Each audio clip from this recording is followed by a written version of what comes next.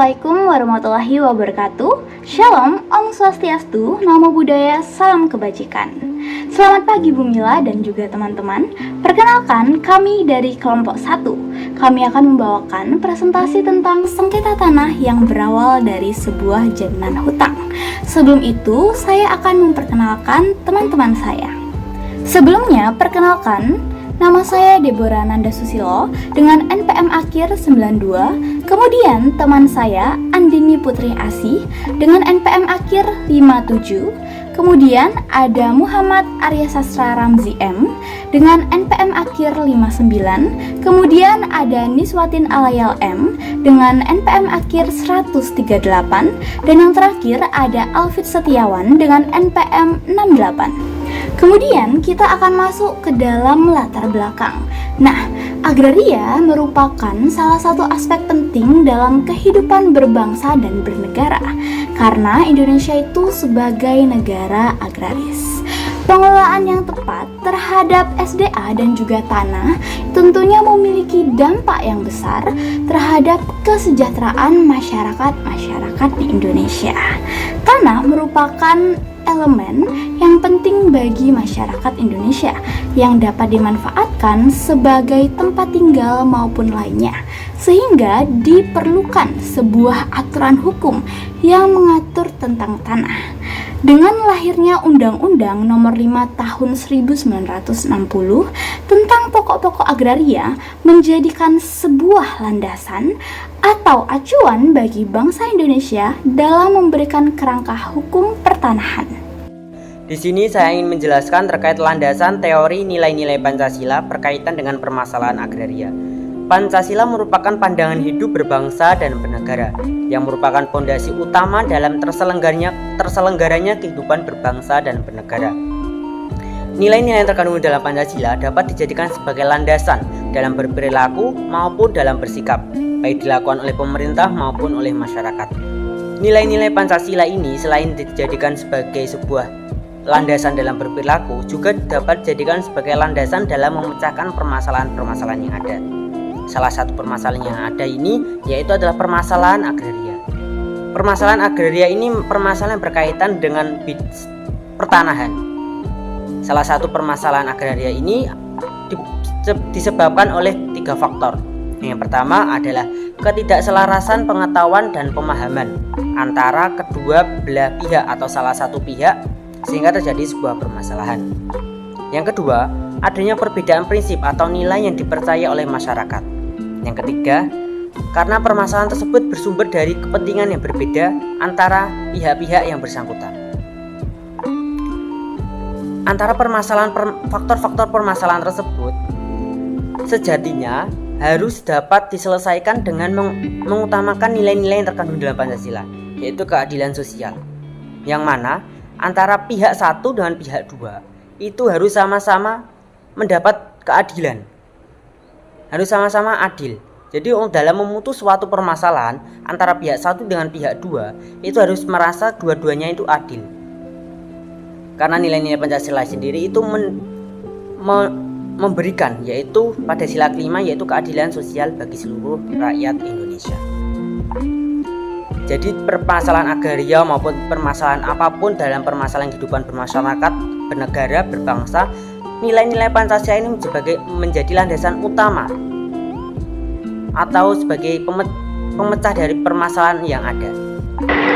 Analisis kasus dari putusan nomor 253 Perdata G2021 Pengadilan Negeri Makassar. Di dalamnya mengandung perbuatan melawan hukum yang berhubungan dengan permasalahan agraria, yang dimana tergugat tidak menjalankan kewajibannya untuk memberikan sertifikat asli hak bangunan setelah penggugat telah melunasi pembelian tanah. Tanpa sepengetahuan penggugat, sertifikat hak guna bangunan dijadikan sebagai jaminan hutang terhadap tergugat satu. Penggugat menjadi pemilik sah atas bangunan walaupun belum mendapatkan sertifikat hak guna bangunan karena adanya proses jual beli yang secara sah dalam hukum, sebagaimana berdasarkan pasal 1458 KUHP Perdata.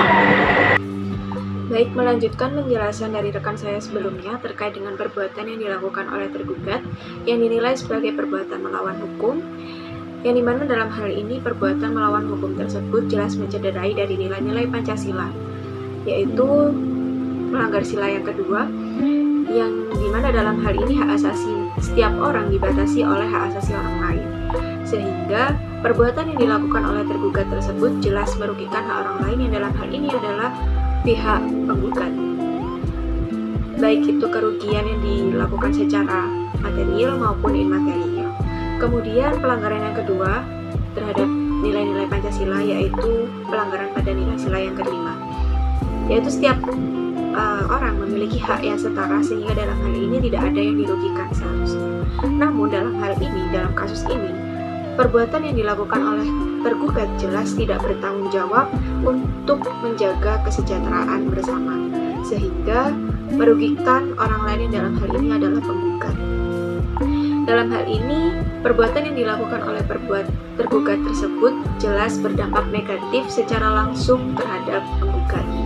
Kemudian penekanan permasalahan agraria yang kelompok kami bahas kali ini meliputi kepemilikan dan penguasaan atas tanah, serta penggunaan sertifikat hak guna bangunan sebagai jaminan hutang tanpa sepengetahuan dan persetujuan dari pemilik sah atas tanah tersebut, yaitu dalam hal ini adalah penggugat. Sehingga dapat dirumuskan, perbuatan melawan hukum yang dilakukan oleh tergugat tersebut jelas melawan ketentuan dalam pasal 1365 KUH Perdata, yaitu tidak adanya iktikat baik dari pihak tergugat dalam hal balik nama atau menyerahkan sertifikat hak guna bangunan tersebut kepada penggugat. Padahal jelas dalam kasus ini pihak penggugat telah memenuhi kewajibannya dalam membayar tanah tersebut.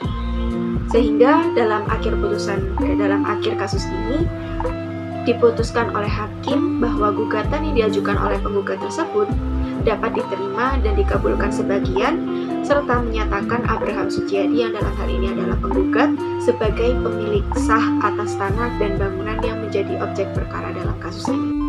Baik, terima kasih untuk teman-teman saya sebelumnya yang sudah menyampaikan informasi atau materi dari hasil analisis kelompok kami.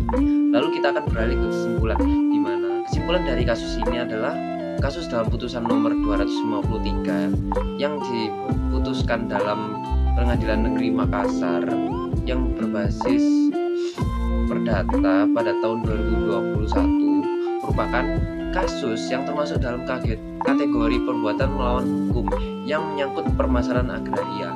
Dalam kasus ini, amar tersebut hanya dikabulkan sebagian.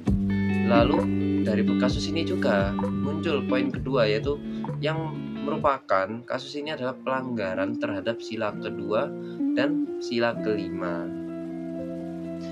Baik, mungkin sekiranya cukup sekian yang bisa kami sampaikan dalam video kali ini.